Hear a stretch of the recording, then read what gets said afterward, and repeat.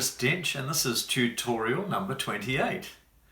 Last time we saw you, we covered off sevenths. That's nearly what we call an octave, from one note to the same note, 8 notes higher. And we also covered off leaping on the piano, trying to find different positions doing that. Today we're going to look at triads, and a triad is actually another name for a root position chord. Let's get into it. Well, here we are at our focus piece called Square Dance, and you can see here we have got 3 notes evenly spaced apart in the left hand.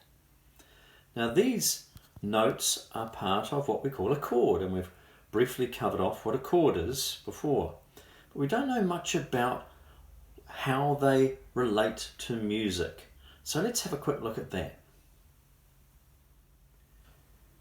Well, I've just gone back to the previous page and it's got some information here about triads. A triad is a 3-note chord. Now, by now you will have done a few scales and you will know that you can number a scale up from the bottom to the top. The first note, second note, third, fourth, fifth, seventh, and the 8th note is the same note again, 1 octave higher. Well, if you look at your scale, you will see that the first note is called the root of the chord. The 3rd note is called the 3rd of the chord, obviously, and the 5th note, the 5th of the chord. And this creates what we call a harmonic chord in root position. So another name for this harmonic chord in root position is a triad. And if we come down to the bottom of this page, here's an opportunity to practice playing some triads. You can see the bottom note there is C, then the bottom note here is D, E, F, G, A, B, right up to C again. If you look at the left hand, there's some practice you can have with moving triads here as well.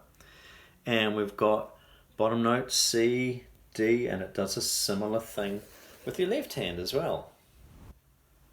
So coming back here to our focus piece, Square Dance, we can see that we've got a mixture of minims and crotchets, minims, crotchets, and down in the second half we've got quavers. So it's probably a smart idea to count quavers, even though they don't come in for a long time. When you've got a mixture of quite short notes and long notes, it can be really hard to keep in time.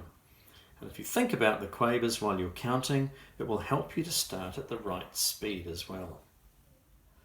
You will notice that there's an F sharp in the key signature here, which means it's based on the scale of G.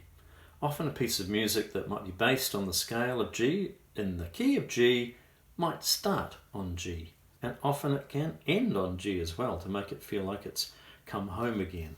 We look here, however, we notice that the F has been naturalized, and that means you just play your normal F.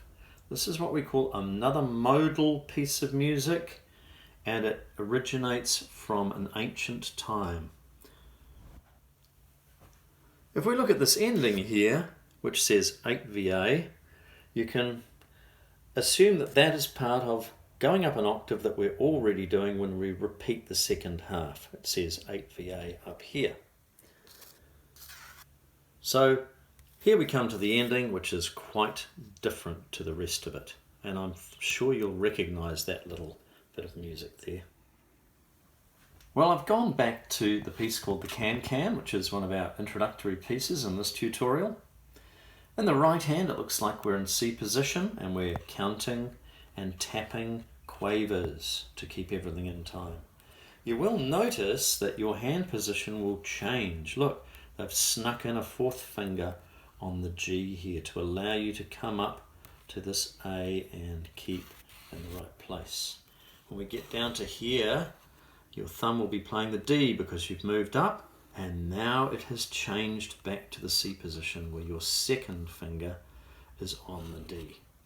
Here we have an octave and a scale coming down. Well, when you're ready to have a look at the left hand, you will see that this is actually a broken triad, isn't it?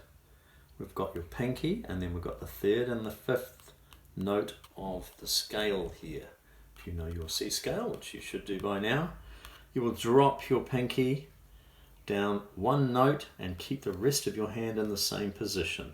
And this is pretty much repeated throughout the piece in the left hand. Our other introductory piece is called the Galway Piper. This is a really popular piece. It's called an Irish folk tune, and it's got lots of character to it. Here we have, once again, the G major key signature based on the G scale. And we have a section of the G major scale being introduced in this piece. When you are coming down here, you will notice that when you cross over with your second finger, it will go onto F sharp, and this is where your tapping is going to become really useful for you. We've also got a mixture of nice connected notes and staccato notes. If you want this to come out well, you have to start tapping this correctly from the word go. In the second half of the piece in the right hand, once again, you've got the F sharp coming into play and a mixture of legato and staccato. This is a funny one here. They want you to accent that note, but I would keep all of these notes connected until you get to this staccato note here. When you come to learn the left hand, you will see that you have a third here played with 1 and 3, and then you're going to stretch out, down and up to cover a 7th here. Now, you might like to try and do that without looking. You might have to just get the feel of it first by just checking where your fingers are going. And that follows all the way through to the halfway point.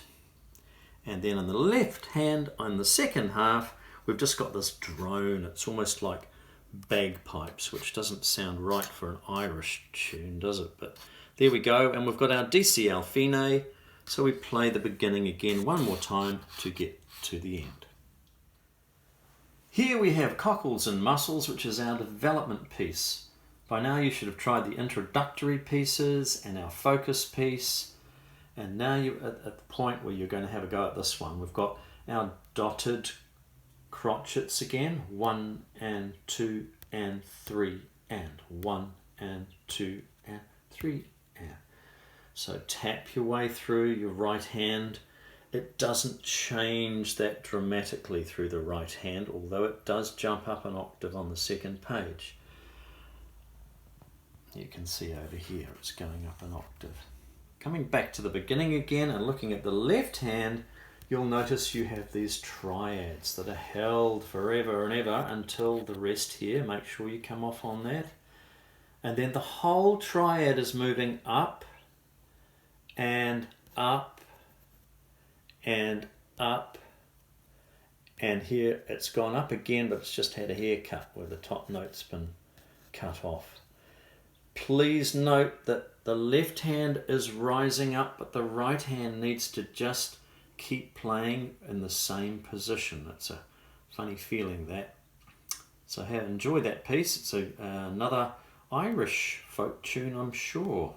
Very, very famous. Okay, I'm going to start off with the can-can, reminding you that I'm not playing repeats. Here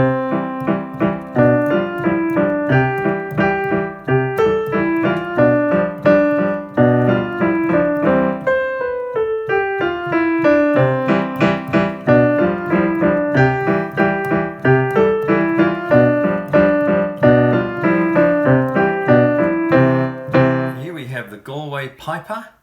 I hope you've tried all these other pieces before you're listening to the demonstration. Here we go.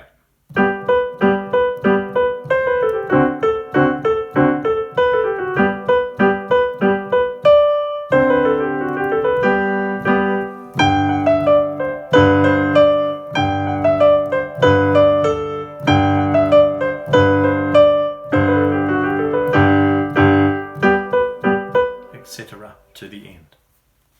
And now for square dance.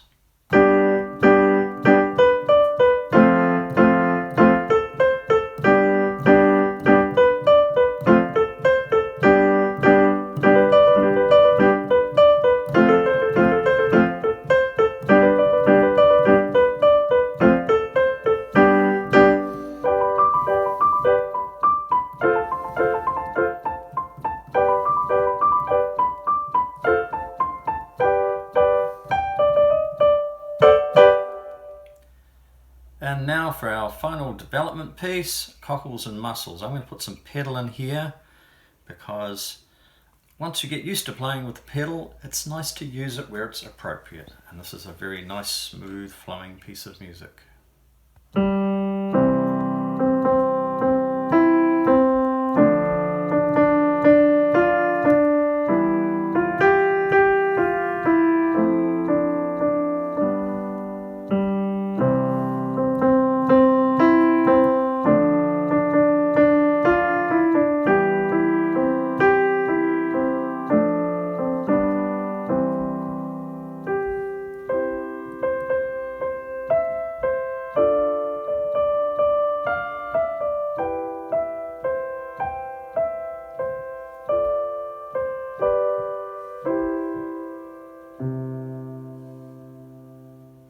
Well, I really hope you've enjoyed that tutorial. The next time we see you, we are going to be playing the blues, and we're going to learn all about swinging quavers.